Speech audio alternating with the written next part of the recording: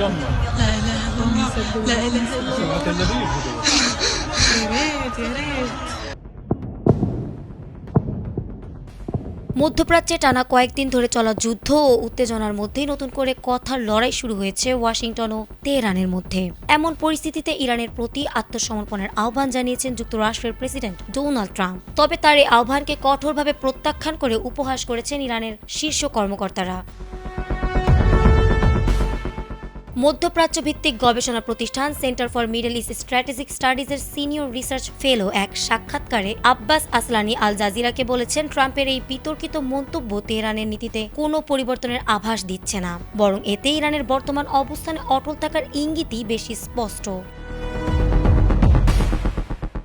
তিনি জানিয়েছেন, ইরানি কর্মকর্তাদের মতে দেশটির পরবর্তী সর্বোচ্চ নেতা নির্বাচনের বিষয়টি সম্পূর্ণভাবে তাদের নিজস্ব সাংবিধানিক কাঠামোর আওতায় পড়ে। এই সিদ্ধান্ত নেওয়ার ক্ষমতা কেবলমাত্র এর হাতে রয়েছে, ফলে এ বিষয়ে বিদেশি কোনো নেতা বা শক্তির হস্তক্ষেপের কোনো সুযোগ নেই।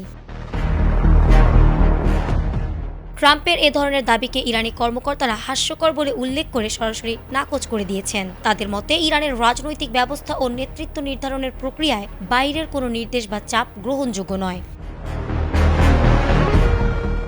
গত কয়েকদিনের ঘটনা প্রবাহ বিশ্লেষণ করে আসলানি আরও বলেছেন, তেহরানের বর্তমান অবস্থানে এক ধরনের আত্মবিশ্বাসী সুর লক্ষ্য করা যাচ্ছে। তারা যুক্তরাষ্ট্রের সঙ্গে কোনো ধরনের সমঝোতা বা নীতি পরিবর্তনের ইঙ্গিত দিচ্ছে না, বরং ট্রাম্পের মন্তব্যকে কেন্দ্র করে নিজেদের কঠোর অবস্থানের ধারাবাহিকতাই বজায় রাখছে ইরান।